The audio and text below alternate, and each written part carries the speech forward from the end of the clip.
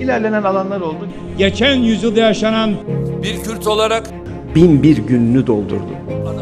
Üzerinden siyasi rant devşirilen, ülkenin kaynaklarını tüketen, acı, gözyaşı ve yıkımlara neden olan en az 100 yıllık Kürt sorunu yeniden gündemde. Kürt meselesi esas olarak ülkemizdeki demokratik hakların eksikliğinden ve bu eksikliğin istismar edilmesinden kaynaklanmıştır. Bu konuya tamamen hak ve özgürlükler açısından bakıyoruz. Bu sorunu demokratik standartları içerisinde çözeceğime söz veriyorum.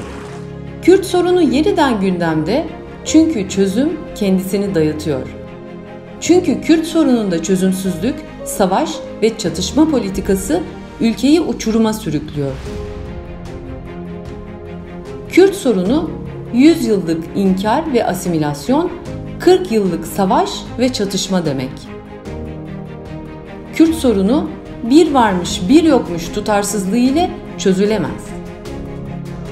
Kürt sorunu da bu milletin bir parçasının değil, hepsinin sorunudur. Benim de sorunumdur. varsa yoksa Kürt sorunu. Kardeşim ne Kürt sorunu ya?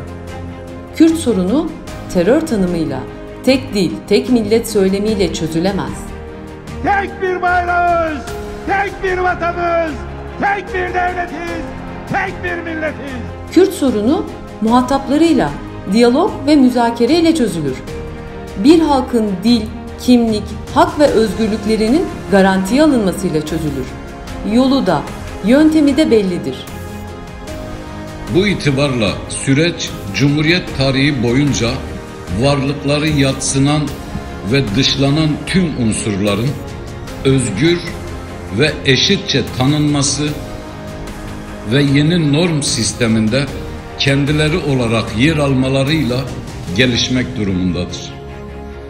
Tarihin bizlere yüklediği büyük sorumluluk, çözümün de, çözümsüzlüğün de salt bizim toplumlarımızla ilgili olmayıp tüm bölgeyi, hatta dünyayı etkileyen bir muhtevası olmasıdır. HDP çözümün tarafıdır. Üzerine düşen sorumluluğu yerine getirmeye hazırdır. Çözüm için ortaya çıkan her samimi çabayı destekler.